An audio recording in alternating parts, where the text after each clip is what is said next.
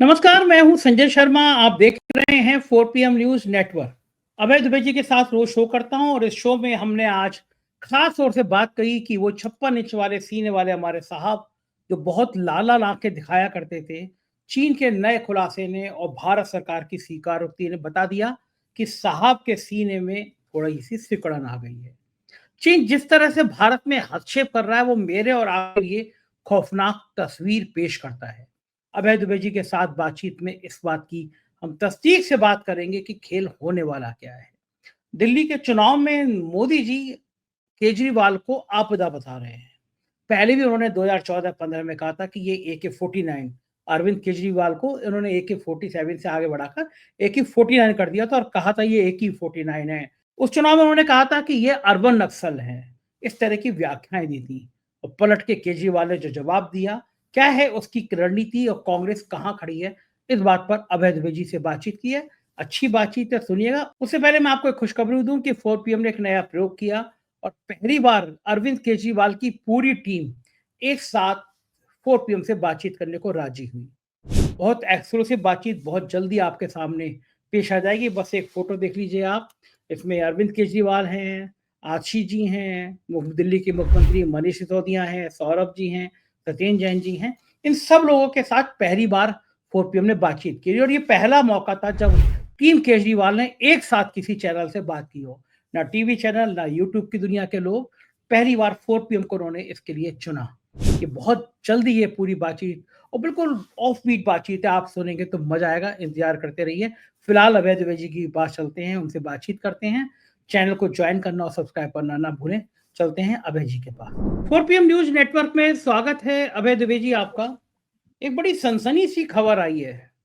लद्दाख के इलाकों को लेकर भारत सरकार ने स्वीकार किया है कि चीन वहां पे कुछ प्रोजेक्ट चला रहा है और बाकायदा एक वीडियो भी वायरल हो रहा है भारत के एक अफसर का। अब तक तो ये 56 इंच के सीने वाले साहब कहते थे कि एक आदमी नहीं घुसा, 1 इंच जमीन में नहीं घुसा है। लेकिन बार बार विपक्ष ये बात आरोप लगाता था, तब विपक्ष को देशद्रोही कह दिया जाता था। डोकलाम में जो हुआ उससे हम शर्मिंदा हुए, हमारे कई सैनिकों की जान गई। लेकिन प्रधानमंत्री जी की वो फोटो लगातार आज तक लोगों को याद है कि जब वो चीन के राष्ट्रपति को झूला झुला रहे थे और चाय पिला रहे थे अपने हाथ से। और बाद में जब सैनिकों की मौत के बाद मुलाकात हुई तो लोगों ने कहा कि आंखें लाल करके मिलेंगे, लेकिन वो उल्टे खुद ही गले जाके मिल लिए। अब ये जो ताजा बयान आया है, ये बयान भारत के लिए बहुत महत्वपूर्ण संवेदनशील इसलिए भी है कि इसका मतलब चीन लद्दाख के इलाके में प्रोजेक्ट चला रहा है और हम उसको स्वीकृति दे रहे हैं। हमने क्या चूड़ियां पहन ली हैं? हम लोग इतने कमजोर हो गए हैं? चीन ने ऐसा क्या, पाकिस्तान को बार बार जो नेता कहते हैं तुम्हें पाकिस्तान भेज दूंगा, पाकिस्तान भेज दूंगा, गिरिराज क्यों नहीं कहते तुम्हें चीन भेज दूंगा? चीन का नाम भी नहीं, चा भी नहीं बोलते, ये मणिपुर की तरह, माँ की तरह। ये जो बयान है इसको आप किस तरह से सामरिक दृष्टि से और संवेदनशील दृष्टि के साथ साथ राजनीतिक दृष्टि से आप कैसे देखते हैं इसको? देखिए, इसके दो पहलू हैं संजय जी। एक पहलू तो यह है कि ये कोई गोपनीय बात नहीं है कि चीन डोकलाम में, लद्दाख में और दूसरी जगहों पर अपने अधिसंरचनात्मक यानी अपने इंफ्रास्ट्रक्चरल प्रोजेक्ट आगे बढ़ा रहा है। सब लोग इस बात को जानते हैं। बस इस बात की टीवी के ऊपर चर्चा नहीं होती है क्योंकि प्रधानमंत्री दफ्तर ने इसके ऊपर एक प्रतिबंध लगा रखा है, एक घोषित प्रतिबंध लगा रखा है। कोई भी खबरिया चैनल इसकी चर्चा करने के लिए तैयार नहीं है। अखबारों में खबर के तौर पर यह बात नहीं आती है।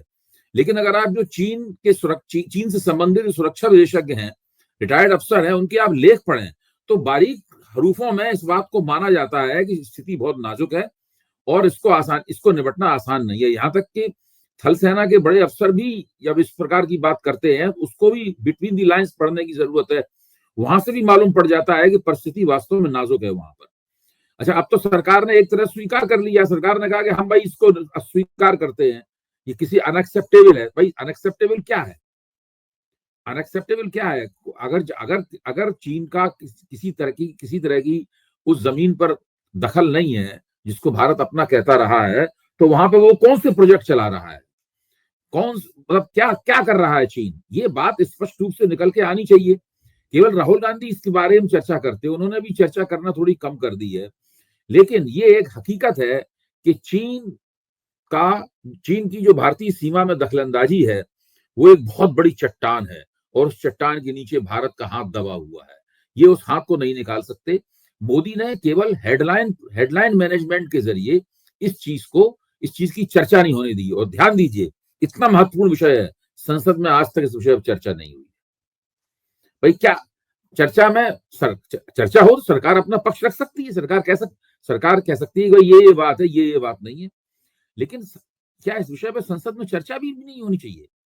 आखिरकार ऐसी क्या बात है? चर्चा आज तक कभी चर्चा नहीं हुई इस विषय के ऊपर। तो ये सब बहुत महत्वपूर्ण मसला है और मीडिया तो बिल्कुल अपनी जिम्मेदारी से कतरा रहा है। वो जनता को इसके बारे में कोई सूचना नहीं देना चाहता, और चूंकि कोई आधिकारिक सूचना उपलब्ध नहीं है, इसलिए सोशल मीडिया पे भी इसकी चर्चा ठीक ढंग से नहीं हो पाती है। मुझे लगता है कि 4 PM को कुछ चीनी मसलों के विशेषज्ञों को बुलाकर, निष्पक्ष विशेषज्ञों को बुलाकर इसके ऊपर एक पैनल करवाना चाहिए, एक चर्चा होनी चाहिए कि भाई दरअसल वहां पे हो क्या रहा है, ताकि हम 4 PM के जो 67,07,000 जो सब्सक्राइबर हैं और जो करोड़ों की व्यूअरशिप है, उसको कम से कम इस बहुत महत्वपूर्ण राष्ट्रीय महत्व की जानकारी प्राप्त। बिल्कुल ठीक कह रहे हैं, हम बिल्कुल कोशिश करेंगे जल्दी से जल्दी ये इस तरह का पैनल पे बातचीत करें। मुझे अभी तक याद है जब रक्षा मंत्री थे मुलायम सिंह यादव, तब उन्होंने कहा था, हाउस में कहा था कि तुम लोग पाकिस्तान करते हो, हमारे लिए पाकिस्तान से बड़ा दुश्मन चीन है, चीन के बारे में नहीं सोचते हो। और प्रधानमंत्री जी ने शुरुआत में जिस तरह चीन से रिश्ते बनाए, वो क्या आपको लगता है भारत के लिए बहुत नुकसानदायक साबित हुए? प्रधानमंत्री की बात तो उन्हीं के गले पड़ गई है। अब आप जरा सोचिए इस बात के ऊपर कि भारत और चीन के संबंध बहुत खराब हैं। और भारत और अमेरिका की दोस्ती, और खासतौर से ट्रंप साहब की और मोदी जी की दोस्ती है। ट्रंप ने भी खुद अपने मुंह से कहा है कि मोदी मेरे दोस्त हैं, मोदी ने भी कहा है कि वो मेरे दोस्त हैं। लेकिन ट्रंप अपने जब 20 जनवरी को शपथ लेंगे तो उस कार्यक्रम के लिए चीन के राष्ट्रपति शी जिनपिंग को उन्होंने निमंत्रित कर दिया है, और मोदी जी को अभी तक कोई इन्विटेशन नहीं प्राप्त हुआ। अभी बार बार चर्चा की जा रही है कि भारत के विदेश मंत्री जो हैं वहां व्हाइट हाउस के सामने धरना दे रहे हैं बैठे हुए, जयशंकर। तो किसी तरह से एक निमंत्रण निकलवा लें वहां से, ऐसा होता नहीं है। तो हाँ, अब वहां से निमंत्रण अभी तक नहीं आया, तो उसकी वजह से यहाँ पर भारत में विदेश मंत्रालय में इस बात को लेकर बड़ी सकपकाहट है। बड़ी बेइज्जती होगी मोदी जी की अगर वहां से उसने शपथ ले ली ट्रंप ने, डोनाल्ड ट्रंप ने, और मोदी जी उसमें नहीं, उनके सबसे अच्छे दोस्त मोदी जी वहां नहीं गए, और भारत का सबसे बड़ा दुश्मन जो है शी जिनपिंग, वो वहां पे बैठा होगा। आप इसका अंदाजा लगा सकते हैं कि चीन, भारत, लद्दाख और वॉशिंगटन DC, इन सब ये जो पूरा चतुर्भुज है या आयत है, जो भी आप कहें इसको, जो है उसमें भारत की विदेश नीति कहां पे मौजूद है? अच्छा, ये कई छोटे छोटे देशों की नाम भी सामने आ गए जहां पे ट्रंप की शपथ का न्योता चला गया। और भारत में मेरे एक मित्र हैं, मुझसे हंस के कह रहे थे तो चलना, बताओ कि उनके पास तक न्योता आ गया। लेकिन मैंने कहा हाथ जोड़े, मैं कहा मुझे तो अमेरिका ने वीजा ही नहीं दिया, मैं कैसे चला जाऊंगा। लेकिन प्रधानमंत्री को निमंत्रण नहीं आना, छोटे छोटे देशों को। अच्छा, प्रधानमंत्री को निमंत्रण इसलिए भी चाहिए कि भाई अदानी जी का भी मामला पूरा दांव पे लगा हुआ है। जब तक अमेरिका का राष्ट्रपति मदद नहीं करेगा तब तक उस मसले से छुटकारा देना भी मुश्किल है। रोज वहां से खबरें आती हैं। अब आज अखबार में खबर है कि कोई किसी एक जज के हवाले, एक कोई जिला जज है, उसके हवाले 4 मुकदमे हैं, चारों मुकदमे उनके हवाले कर दिए गए हैं। वो सारे मुकदमे एक साथ सुनेंगे क्योंकि सारों का किरदार एक है। तो इस प्रकार की खबरें वहां से आ रही हैं। तो ये सब चीजें भी नरेंद्र मोदी के लिए काफी बड़ी बेचैनी का सबब है। और जबकि मोदी जी ने तो बाकायदा नारा लगाया था, अब की बार ट्रंप सरकार। ये तो शायद भारत के इतिहास में पहली बार हुआ था कि हमारा प्रधानमंत्री किसी दूसरे देश के चुनाव में जाए और किसी एक व्यक्ति के पक्ष में नारा लगा दे। इससे उस बार ट्रंप हार गए थे। इस बार चुनाव हुआ तो मोदी जी बड़ा संकोच करते रहे, उन्होंने नारा नहीं लगाया, लेकिन इस बार ट्रंप जीत गए। नारे ने गड़बड़ कर दिया। नहीं, पिछली बार तो वहां गए थे, ट्रंप का हाथ पकड़ के घूमे थे वहां पर हाउडी मोदी में, और उसमें नारा लगाया था उसमें तो ट्रंप हार गए। इस बार मोदी जी का बहुमत चला गया, लेकिन ट्रंप को बहुमत मिल गया। बात सही है। तो ये आपको क्या लगता है कि किसी एक रिटायर्ड नौकरशाह को कमान देना ये नुकसानदायक है? क्योंकि मेरा व्यक्तिगत मानना यह है कि विदेश नीति किसी अनुभवी नेता को मिलनी चाहिए थी, जिसने देखा हो, जिसको मैं आपकी बात सही है, लेकिन आप पूरी मोदी सरकार की संरचना जो है उसके किरदार पर गौर करें। ये दरअसल टेक्नोक्रेट्स की सरकार है, ये पॉलिटिशियंस की सरकार नहीं है, ये अनुभवी राजनेताओं की सरकार नहीं है, ये टेक्नोक्रेट लोगों की सरकार है। अब अश्विनी वैष्णव क्या है? टेक्नोक्रेट है। वो भी तो टेक्नोक्रेट हैं। ये इसी तरीके से सरकार ये चल रही है। इसमें बहुत अनुभवी राजनेताओं की सरकार को ऐसी कोई खास जरूरत नहीं है, क्योंकि मोदी जी ऐसे किसी भी राजनेता को, अब निर्मला सीतारमन क्या है, निर्मला सीतारमन भी एक टेक्नोक्रेट ही है एक तरह से। वो उन्होंने कौन सा पॉलिटिक्स के क्षेत्र में कोई तीर मारा है, या उन्होंने बड़े जबरदस्त चुनाव जीते हैं, क्या है? राज्यसभा में भेज दिया जाता है। राज्यसभा की अश्विनी वैष्णव भी राज्यसभा में है, जयशंकर भी राज्यसभा में, सारे राज्यसभा में है। तो राज्यसभा के लोगों के जरिए सरकार चल रही है, और ये भारतीय जनता पार्टी की विशेषता है। आप अटल बिहारी वाजपेयी के जमाने से आप देखें, वहां भी राज्यसभा के योद्धाओं, ये राज्यसभा के योद्धा लोग जो हैं, वो भाजपा के अंदर बड़ा जबरदस्त उनका महत्व रहता है हमेशा। और जो लोकसभा के लोग हैं, उनका काम केवल लोकसभा की सीट जीतना है और चुपचाप बैठना है वहां पर। पार्टी के अंदर से कभी ये आवाज नहीं उठती, भारतीय जनता पार्टी के अंदर से ये मुद्दा नहीं उठता कि भाई ये तो गलत बात है, आप ये नौकरशाहों को ला ला के मंत्री बना दे रहे हो, हम लोगों की जिंदगी बीत गई राजनीति में, तो कम से कम नेताओं को मंत्री बनाया जाना चाहिए। ये नौकरशाह रिटायर हो गए। भाजपा पूरी तरह, देखिए, मैं हमेशा कहता हूं कि नरेंद्र मोदी की ताकत का राज क्या है। नरेंद्र मोदी की ताकत का राज है कि उन्होंने सत्ता में आते ही सबसे पहले जिस चीज को कैप्चर किया, वो था संगठन भारतीय जनता पार्टी का। उनके इसी भींच से राष्ट्रीय स्वयंसेवक संघ भाजपा को छुड़ाना चाहता है। अभी भी देखिए, अमित शाह और नरेंद्र मोदी का ही भाजपा के ऊपर कब्जा है। अमित शाह, नरेंद्र मोदी और जगत प्रकाश नड्डा, यही तीन लोग मिलकर भाजपा को चला रहे हैं। और राष्ट्रीय स्वयंसेवक संघ उस क्षण का इंतजार कर रहा है, उस क्षण की प्रतीक्षा कर रहा है जब भाजपा की बागडोर उसे प्राप्त होगी नए अध्यक्ष के जरिए। इसीलिए नए अध्यक्ष का सवाल इतना ज्यादा जद्दोजहद में फंसा हुआ है। तो भाजपा पे कब्जा इन लोगों ने कर रखा है, किसी की मजाल नहीं है। इनकी मर्जी के बिना भाजपा में पत्ता नहीं खड़कता। जो सांसद हैं, उनकी तो ये भी हिम्मत नहीं है कोई कह सकें कि भाई कम से कम हमारी मीटिंग करके नरेंद्र मोदी को उसका संसदीय दल का नेता तो चुन लो। ये तक नहीं कह सकते हो। उनकी बिना मीटिंग किए हुए, बिना उनकी मोहर लगाए हुए ही नरेंद्र मोदी को संसदीय दल का नेता घोषित कर दिया गया है। डरते होंगे ना कि संसदीय दल की बैठक हुई हो, कुछ एमपीओ ने खड़े होकर पूछ लिया कि कम सीटें क्यों आई। किसी की कोई हिम्मत नहीं है। जिसने ज्यादा मुंह खोला उसका कैरियर खत्म। इसीलिए ये डर है। मैं दिल्ली में हूँ और दिल्ली में आया हुआ था, तो कल प्रधानमंत्री जी का बड़ा बढ़िया भाषण सुना। उन्होंने तो अरविंद केजरीवाल को एक आपदा कह दिया कि दिल्ली में जब आपदा चली जाएगी तब दिल्ली ठीक होगी। अब दिल्ली के लोग हंस रहे हैं। मुझे अभी तक याद आया कि 2014 की बात, आसपास की बात थी, जब उन्होंने कहा था कि AK-49 है, ये नक्सल आतंकी है। अरविंद केजरीवाल को AK-49 नक्सल आतंकी, और कल कहते हैं आपदा है। इतना क्यों डरते हैं मोदी केजरीवाल से? देखिए, 2015 में जब दिल्ली में चुनाव हो रहा था विधानसभा का, तो नरेंद्र मोदी ने दिल्ली में कई रैलियां की थी, जिसमें ऊपर से देखने में लगता था कि अच्छी खासी भीड़ भी रैलियों में जमा हुई है। उस वक्त नरेंद्र मोदी ने अरविंद केजरीवाल को अर्बन नक्सल कहा था, और कहा था कि ये बंदा बदकिस्मत है, मैं किस्मत वाला हूं, मेरे सत्ता में आने के बाद से पेट्रोल के, डीजल के दाम कम हो गए हैं। ये उन दोनों, वो उन रैलियों की हाईलाइट थी। लेकिन आप जानते हैं क्या हुआ? उसी में एक मजाक भी प्रचलित है। जब नरेंद्र मोदी ने भाषणों के अंत में कहा कि आप किसको वोट देंगे, तो लोगों ने कहा आपको। तो नरेंद्र मोदी बहुत खुश हुए, भाई वोट हमको मिलने वाला है।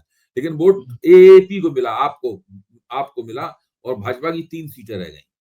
उसके बाद देखिए, उसके बाद अगला चुनाव जब हुआ 2020 में, नरेंद्र मोदी ने फिर से भारतीय जनता पार्टी का जम के प्रचार किया, और उन्हीं के नेतृत्व में, उन्हीं के निर्देशन में अनुराग ठाकुर, प्रवेश वर्मा, इन लोगों की तरफ से शाहीन बाग के सवाल के ऊपर एक नंगी सांप्रदायिक मुहिम चलाई गई। उसके बावजूद भी भाजपा अपनी सीटें केवल 8 सीटें बढ़ा पाई। उसके वोट जरूर बढ़ गए, 5-6% वोट बढ़े, लेकिन सीटें केवल 8 आ पाई। फिर भी भाजपा और आम आदमी पार्टी के बीच में 15% का फासला रहा। अब सवाल यह है कि क्या नरेंद्र मोदी की रैलियों से आम आदमी पार्टी परास्त हो सकती है?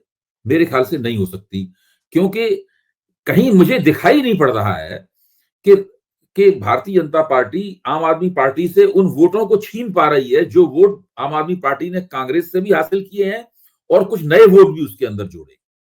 न कांग्रेस छीन पा रही है, तो वो सीन ऐसा कोई आम आदमी पार्टी के खिलाफ बन नहीं पा रहा है सीन। यहाँ पर कांग्रेस अपनी तरफ से, कांग्रेस ने कह दिया भाई अरविंद केजरीवाल के खिलाफ संदीप दीक्षित को लड़ाएंगे, आजसी के खिलाफ हम अलका लामा को लड़ाएंगे।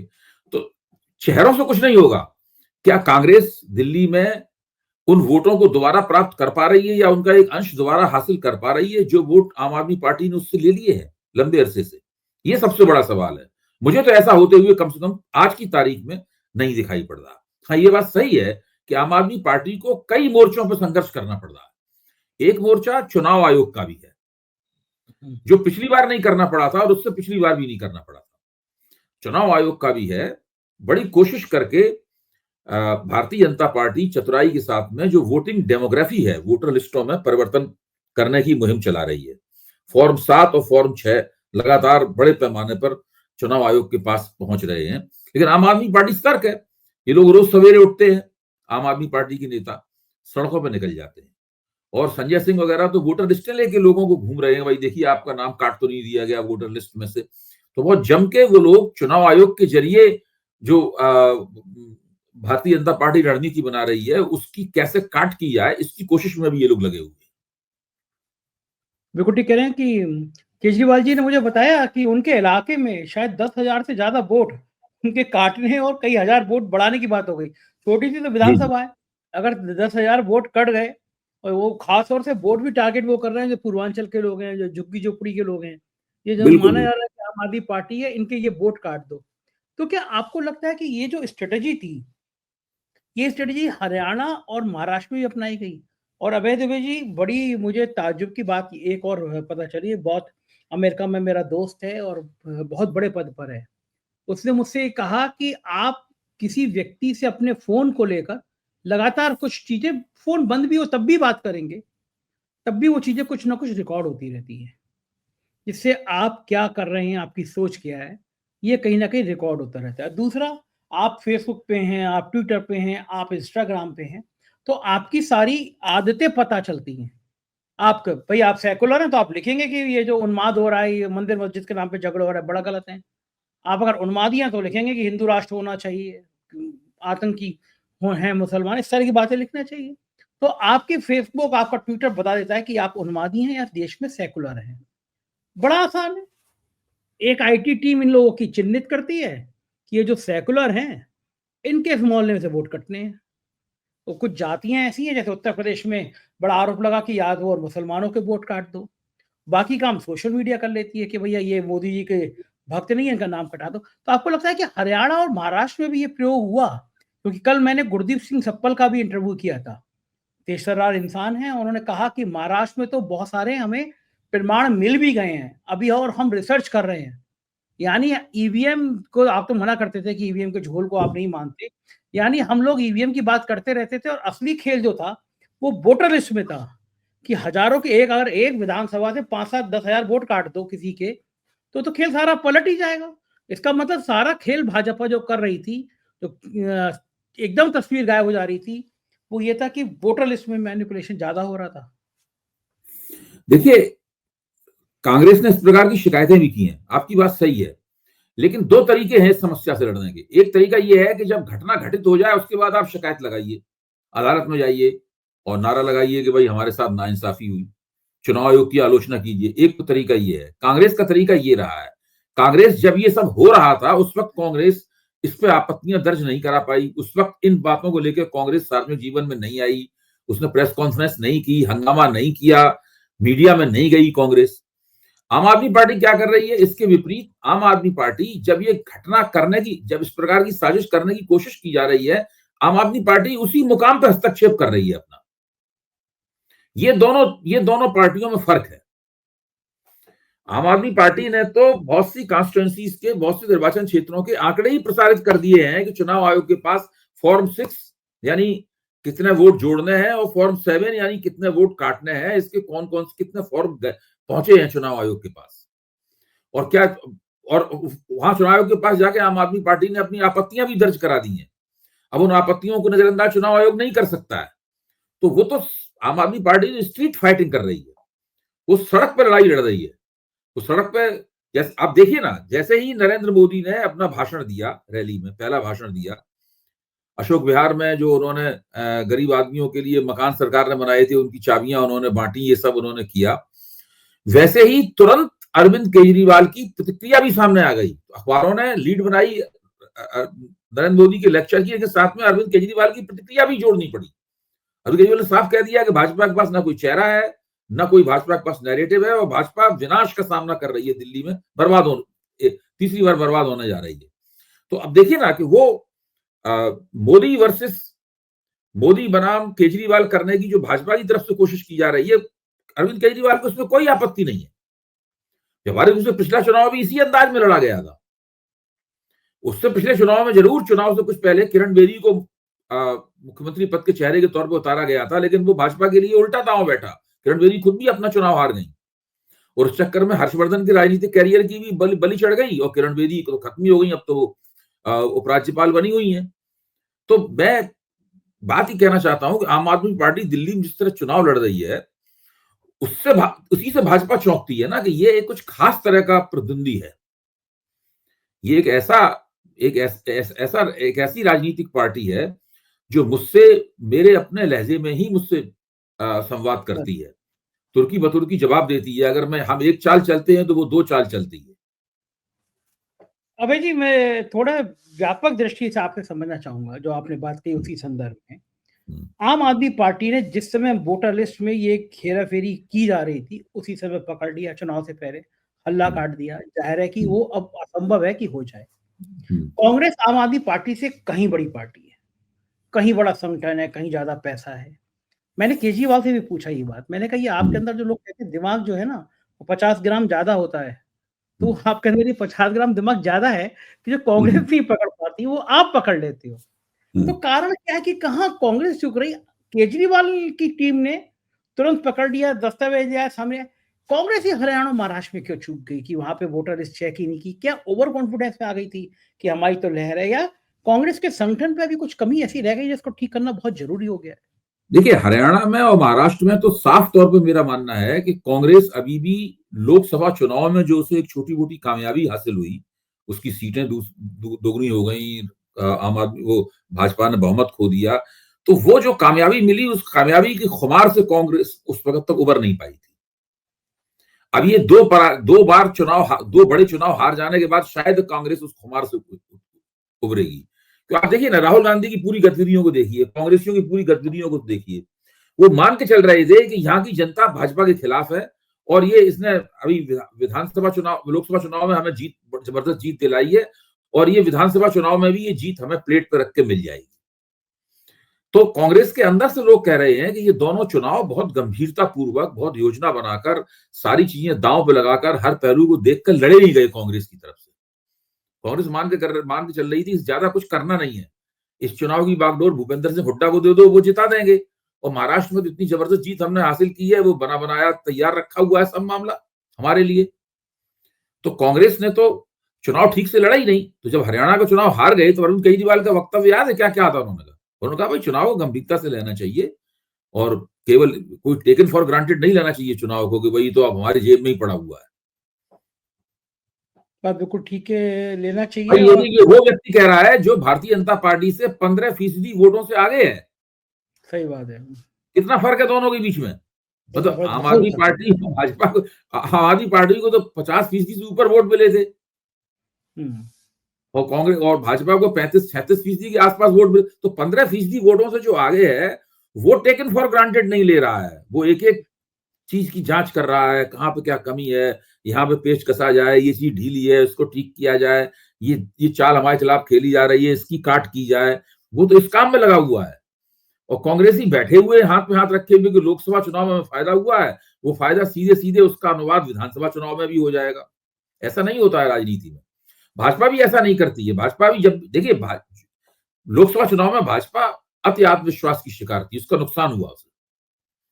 कांग्रेसियों को समझना चाहिए कि अब भाजपा अगले लोकसभा चुनाव में अति आत्मविश्वास की शिकार नहीं रहेगी। जो झटका उसको लग गया, वो झटका ऐसा नहीं है कोई दोबारा फिर वैसे ही झटका लग जाएगा भाजपा को।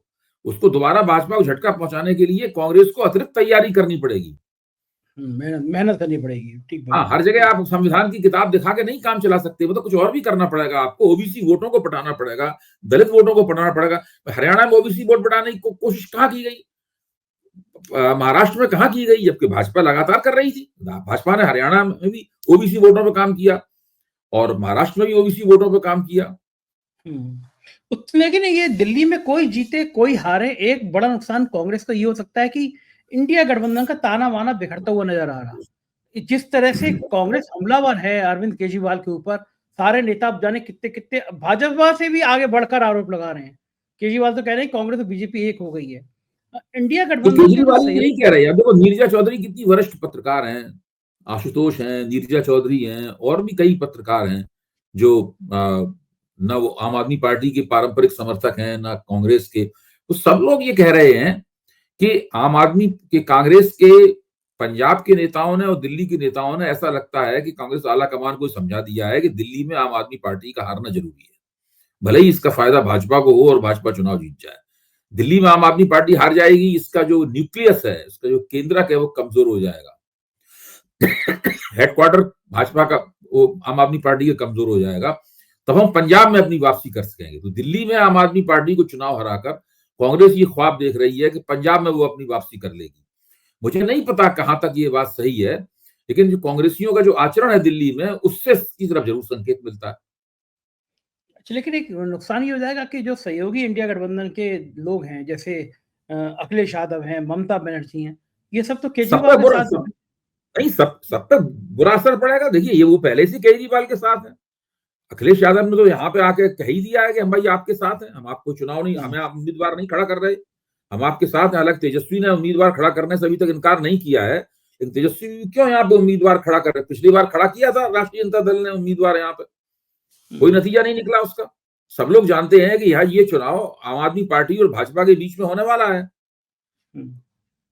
कांग्रेस इसको त्रिकोणात्मक बनाने की कोशिश कर रही है। देखिए, मैं बार बार कहता हूं, कांग्रेस 3 तरह से अरविंद केजरीवाल को नुकसान पहुंचा सकती है, वो समझने वाली बात है। पहला यह है कि वो अपने 4.25% वोटों को बढ़ाकर किसी तरह 12 या 13, 14% तक ले जाए। अगर उसने ऐसा किया तो उससे भारतीय जनता पार्टी को चुनाव जीतने में मदद मिलेगी। नंबर 1, कांग्रेस को तो कुछ खास हासिल, कांग्रेस की सीटें तब बढ़नी शुरू होंगी जब 20% के आसपास वोट करें। दूसरा तरीका यह है कि कांग्रेस जो है वो 20 से 25% के बीच अपने वोटों को ले जाए। उस स्थिति में दिल्ली का चुनाव वास्तव में त्रिकोणात्मक हो जाएगा, यानी 2013 में जो नतीजा आया था 2015 पहले, उस तरह का नतीजा आ सकता है। तीसरी स्थिति यह है कि कांग्रेस अपने वोटों को बढ़ाकर 40% भी ले जाए, तो शीला दीक्षित की तरह वो चुनाव जीतने की स्थिति में आ सकती है। अब आप बताइए, कांग्रेस 3 में से कौन सा काम कर सकती है? ज्यादा से ज्यादा पहले वाला काम कर सकती है कांग्रेस। वो भी कर पाएगी कि नहीं कर पाएगी, वो बात की बात। आम आदमी पार्टी पहले वाला काम नहीं करने देना चाहती उसको, वो उसी जुगाड़ में लगी हुई। बिल्कुल ठीक बात है। मजा आएगा, अभी कुछ दिनों बाद और रोचकता बढ़ेगी दिल्ली के चुनाव में।